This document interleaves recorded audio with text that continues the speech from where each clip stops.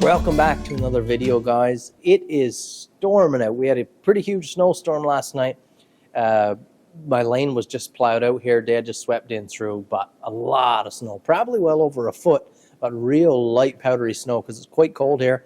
Still got my sweater vest on and my hat here because shop gets a little bit cold overnight. The heat settles down and it's a little cool. So for the first little bit, well, it's starting to warm up here now.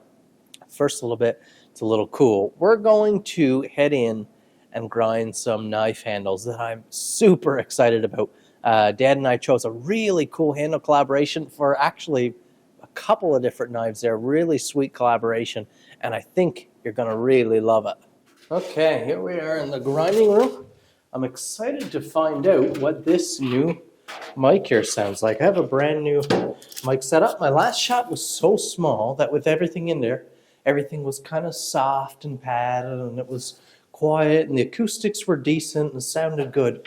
This shop is big, and there's a lot of blank wall space like this all over the place. So there's just a lot of rattling sets. And this room, I know even through the mic's going to sound ultra echoey just because of how this room is. There's nothing soft in here, so it's really harsh sounding.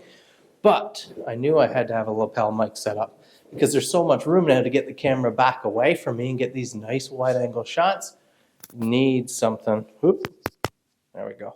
Got to remember now that the mic is pinned on me. Not at the place yet where I can have someone here boom micing me and someone run the camera. We'll get there. We'll get there. Here's the knives right here. We have a couple Tuckamores, few Prevails. Oh, they're going to look so good. I just know it. First time using this configuration.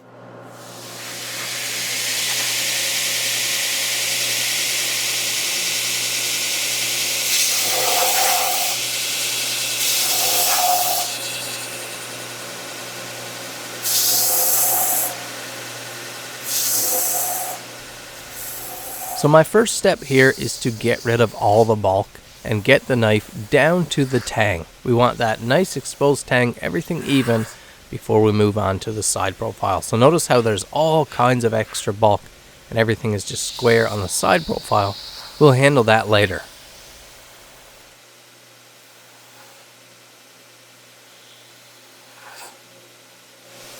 And now we have a pretty clean tang all the way around. I'll start carving in that side dimension.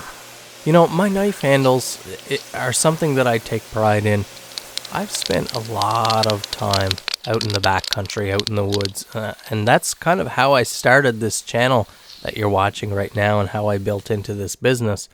But a lot of time, and I grew up around the woods as well, a lot of time with a knife in my hand, and I take pride in gripping every knife handle and just making sure that it's right. It's not just one of 10,000. It's not just a stamp cut. Every one is carved and every piece of material is shaped and finished to what feels right to me. All with the goal of making that first time you grip your new knife just a really special moment. Oh, this looks as good as I imagined. This is a black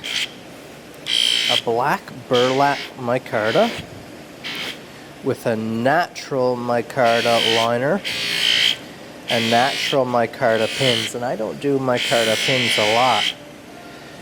They're not always so easy to source, but oh man, they look so good. I put a real nice finish on that micarta. Oh, there's so much texture going on, but yet not so much color. So you can handle the bulk of texture if you don't have a lot of color with it. It doesn't come across as too much, you know.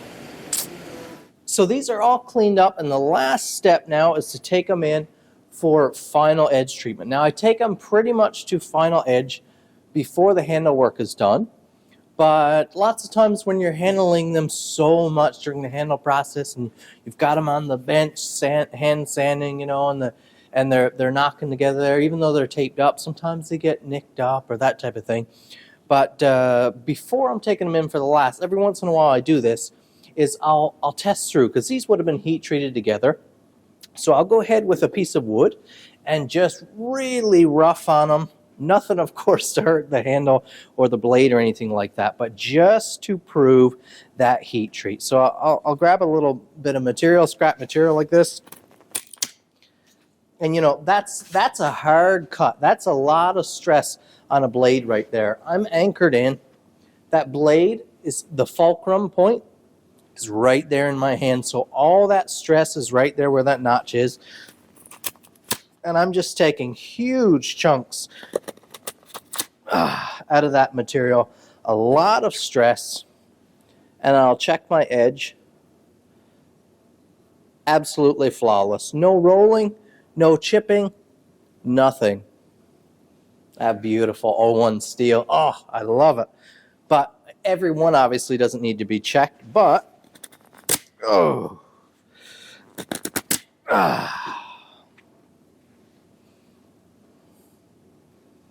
Lovely, lovely, flawless. Here we go here. Let's see that performance with this one. So I'm going to anchor down.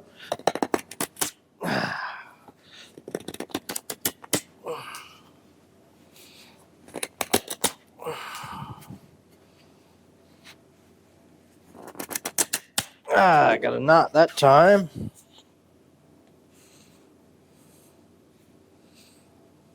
Just perfect. Just perfect. Now have a look at this little bake apple here. You guys that think you need big knives, and this is why I'm a proponent of the smaller knife. A lot of guys just like those huge Bowies and the great big woods knives. And I keep saying, I've been saying for years, not necessary. I prefer this for most of my tasks. Of course, sometimes you need a bigger knife. Sometimes you have to have a bigger knife. But for most tasks, eating your camp meal, fire starting, feather sticking, things like that, the bake apple, a knife in this range, you know, a good solid 3-fingered grip. And people get this idea that the performance is lacking, but, you know, there's nothing lacking about that.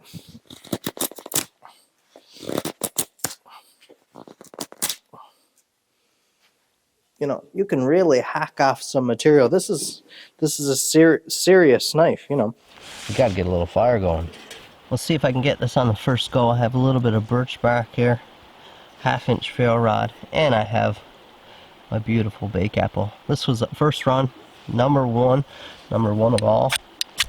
Let's clean up that rod a little bit there. Let's see if I can get this birch going. Yeah. Get that down in there. Check out this nice steak. Oh, yeah. This is my type of morning. Let's get that bake apple here.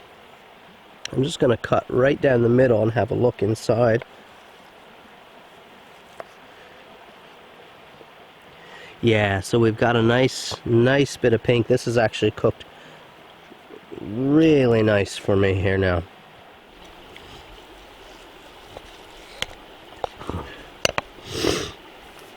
And it'll handle most of those tasks that you need to take care of. Okay, let's get these sheathed up here.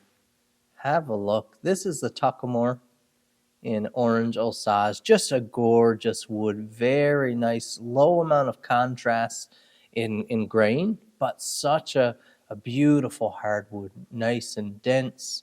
Just a lovely texture. It sands out very well. 1/4-inch brass pins. That heavy black liner. The Tuckamore. What a great performer.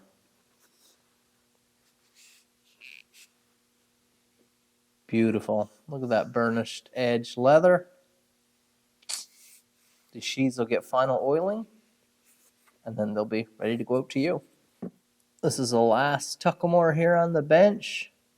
This was built.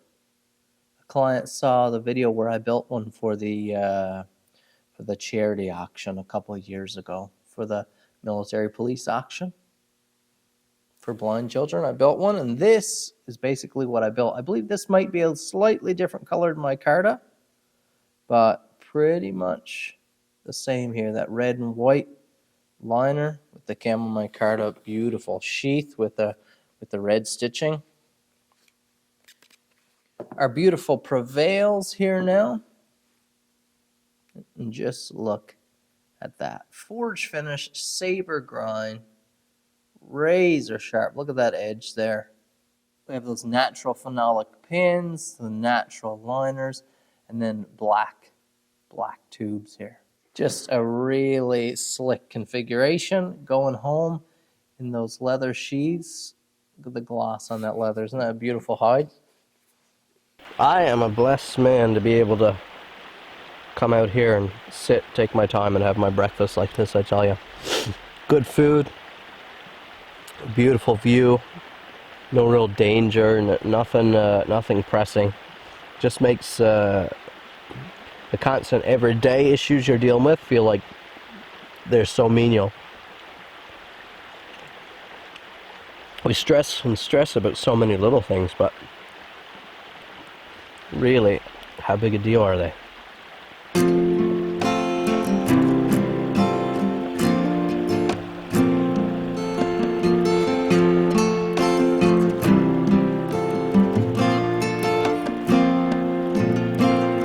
Thanks for watching this video. Hit that like button. Leave me a comment down below. Let me know what you'd like to see me cook up in a future video. Subscribe to the channel if this is your first time here. We'll see you in the next one.